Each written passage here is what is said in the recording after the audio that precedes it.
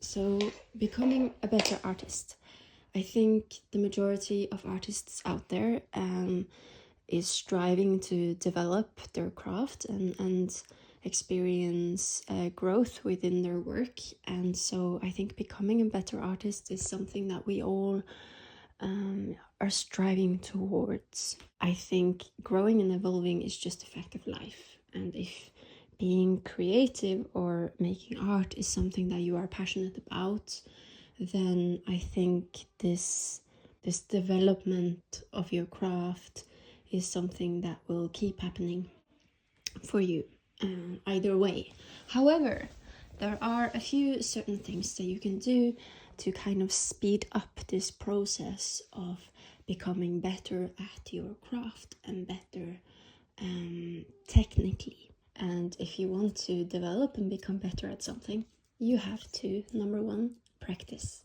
You have to be consistent. You have to keep practicing on an everyday basis. It doesn't have to be every single day, but it has to be somewhat a regular thing in your everyday life.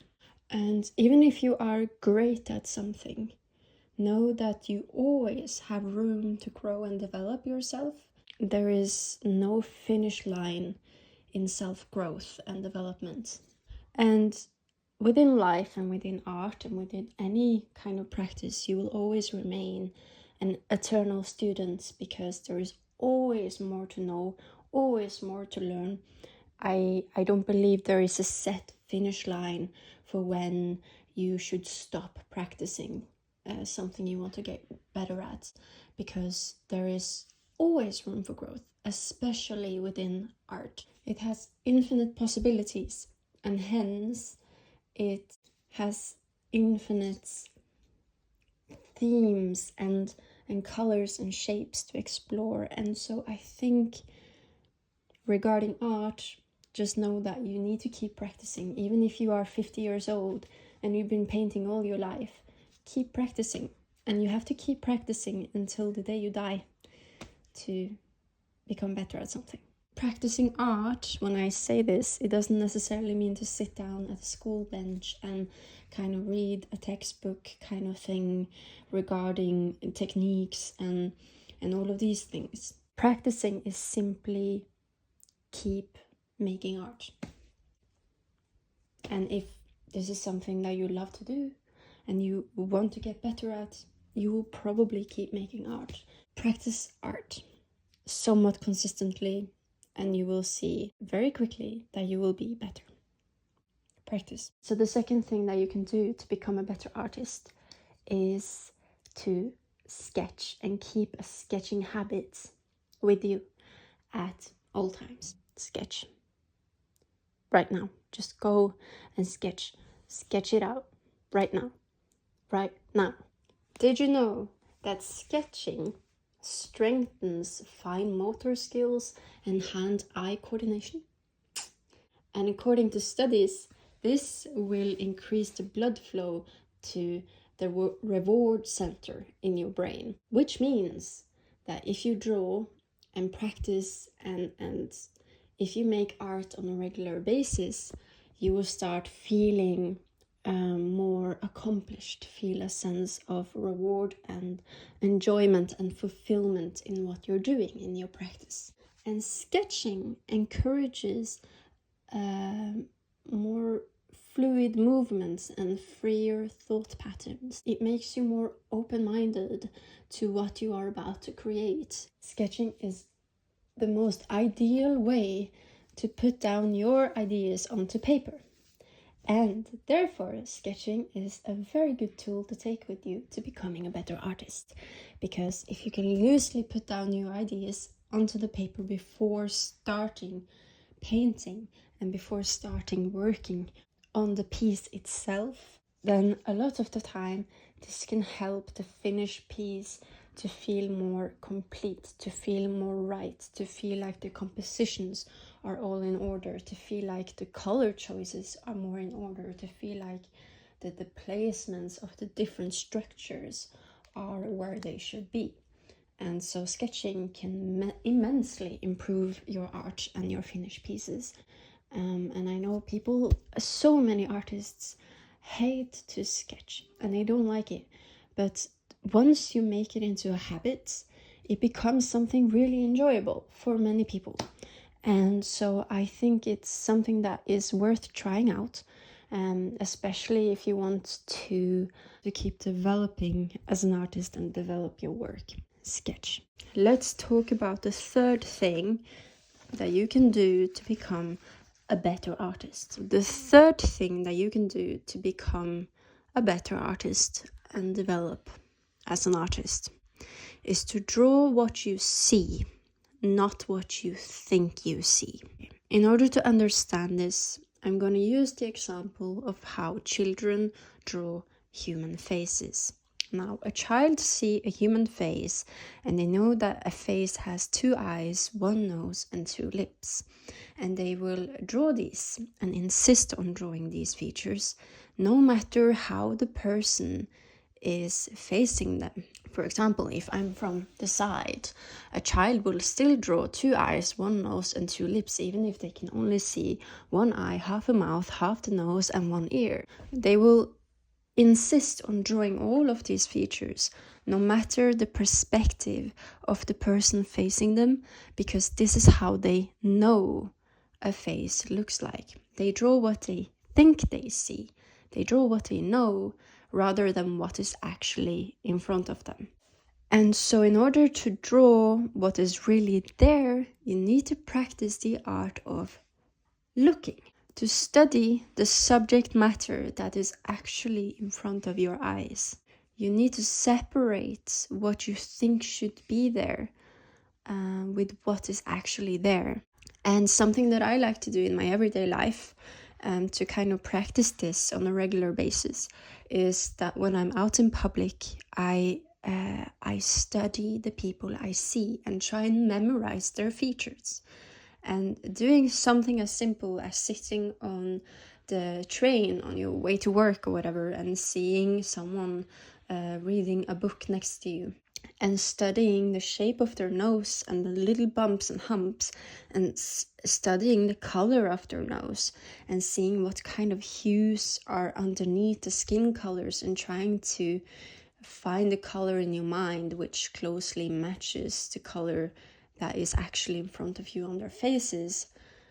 Just studying shapes and colors in your everyday life will help you to help you more closely being able to translate what's in front of you in your artwork. Choose to draw what is really there and not what you think should be there. The fourth thing that you should think about if you want to expand your knowledge as an artist and become better at making art is to study color theory. Yes. And that is really important because everything you see around you in the world, except if you're colorblind or a blind person, has colors and different shades and hues, and it's important to be able to have somewhat an understanding of these colors. And the reason why this is so important to study color theory is because color plays a huge impact on how we as humans interpret art, how colors make us feel and think, and how a color or a hue or a shade of color can translate a deeper feeling and meaning to your work.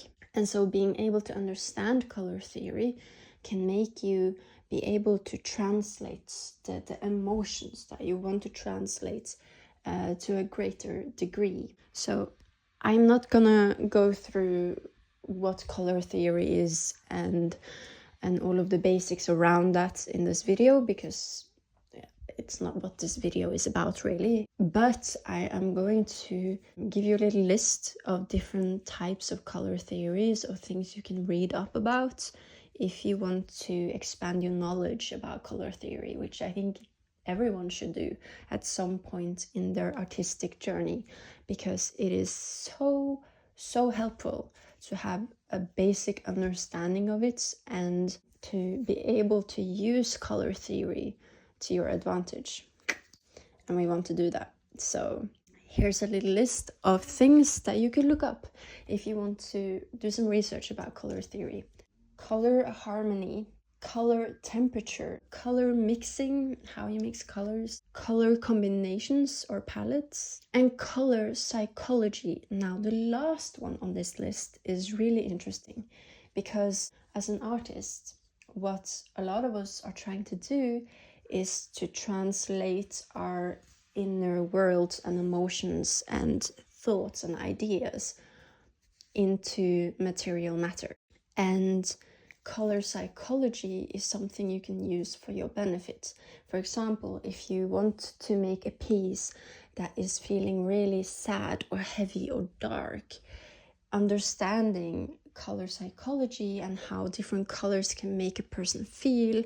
If you include more blue tones in your work or more like gray shaded colors, which can psychologically create a deeper feeling of sadness or misery or depression within the viewer, you can use color psychology to your benefit to more easily translate your ideas and emotions into matter, and so that the audience will be able to interpret your piece and the feelings of your piece more accurately.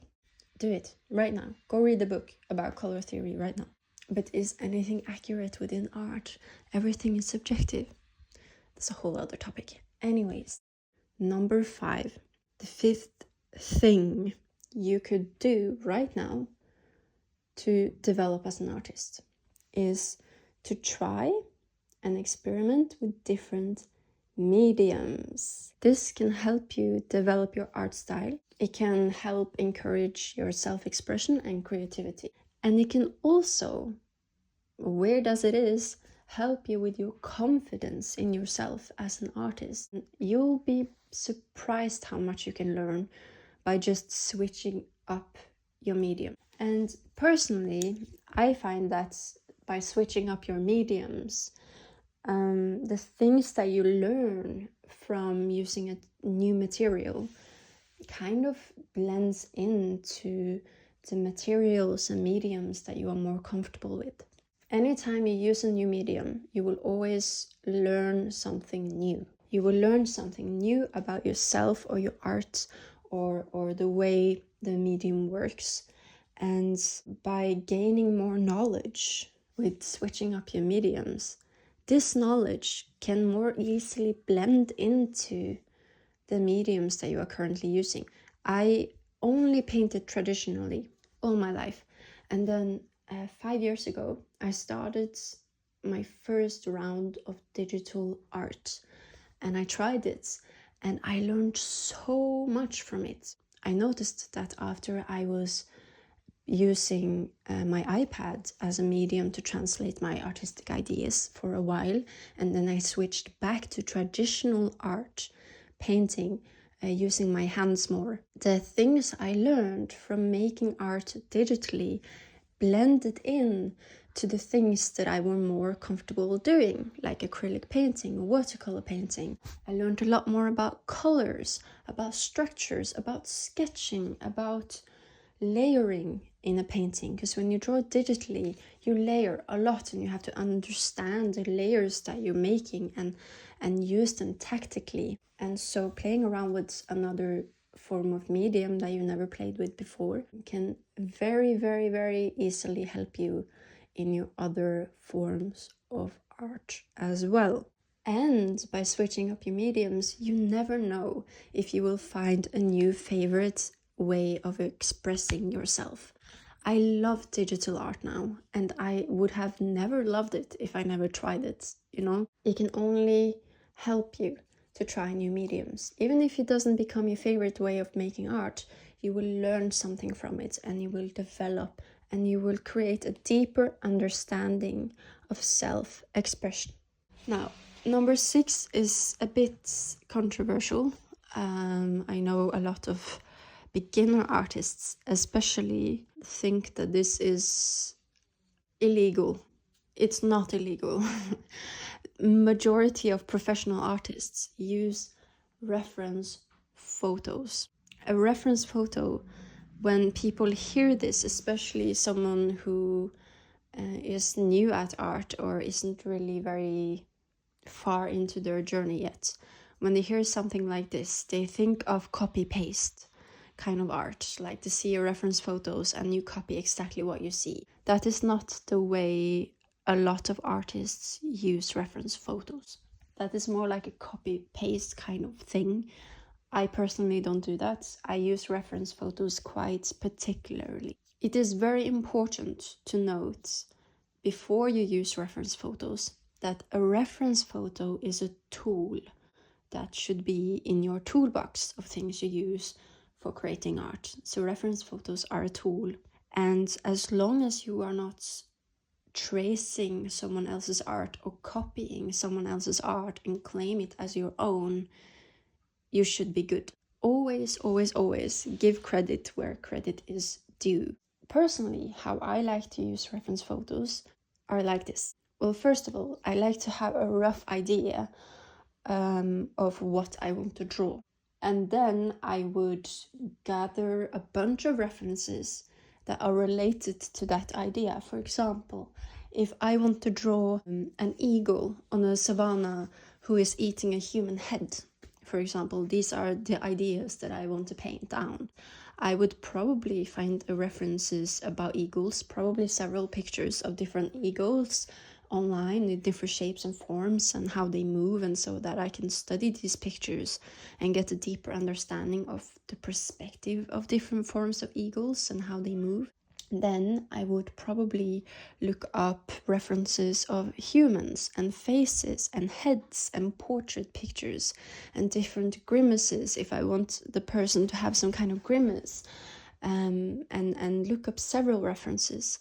And then I would look up a reference of savannas or more like a naturescape picture, and then I would start sketching. There is where the sketching part comes in. Then I would start sketching my own picture inspired by the references. And this is really important to say. I am inspired by the references. I'm not copy pasting the references, but I'm inspired by them. And so you create your own idea through the usage of references. And why reference photos can be a very good tool in your toolbox is because when you use references and you want it to look more realistic or more accurate to how a thing or how the object actually looks like in person, using a reference photo can really help you to translate your ideas more accurately, to help get the perspective right, to help get the anatomy right, to help get the landscape right, to help get the movement right. A reference photo should be used as a tool to help you and guide your ideas into form, should be used as inspiration, not as a copy-paste kind of thing. You can use it as a copy-paste kind of thing if it is for personal use, if it is for practice, if it is for your own self-development and you use it for yourself. It's not something that you're going to sell, something that you will earn money from or earn a living from. If you want to create a picture that you would actually like to sell to other people, I would highly recommend against using the copy-paste kind of technique, unless it is a reference photo you have taken yourself, or it is a commission. For example, if someone sent you a picture of their daughter and they want a portrait picture of the daughter, use it as a reference and use the copy-paste technique. However, if it is simply you wanting to express an idea or wanting to paint a certain picture and try to either exhibit that picture in some shape or form, or to sell it, or earn money from it in any way, I don't recommend you to use the copy-paste technique at all. Use references only as inspiration in these instances. The seventh thing that you can take into practice to become a better artist today is simply to have fun. Play around, play around. Art should be about having fun and expressing yourself freely and expressing yourself in the ways in which you want to express. Have fun. Don't get stuck on what's right or what's wrong within your art, because as long as your art is not harming anyone, there is no right or wrong within the art world. It is simply subjective to everyone, and so you can create in whichever way you want to create. You can paint with a pine cone or use a spoon or create a sculpture out of toothpicks, or maybe make a 5-meter tall dinosaur out of paper mache. You know, there is no limits as long as you're doing what you want and you're expressing in the way in which you want to express, and that you're having fun and that you are enjoying yourself. To enjoy the process of expression. And as one of my all-time favorite actors, John Cleese, once said about creativity, he said, "Nothing will stop you being creative as effectively as the fear of making a mistake." I will repeat that. Nothing will stop you being creative as effectively as the fear of making a mistake. And I feel like this exact quote is something that a lot of beginner artists tend to fall into. They tend to fall into the line of thinking that the art that they are creating is in some way or capacity wrong, or that they should be better, or that it's not good enough, or that it's a mistake. Which is why so many people, when they first start drawing or painting or get into the art world, they stay in it for a little while and then they stop. They get demotivated. They stop being creative because their creativity has been killed by this fear of making a mistake. And so the most important thing when it comes to develop and becoming a better artist and to keep going, to be able to keep going, is to have fun and realize that there is no right or wrong in what you are creating. If any of these tips, that's the only thing that you should focus on. So be open to new ideas, don't limit yourself, and most importantly, choose to have fun.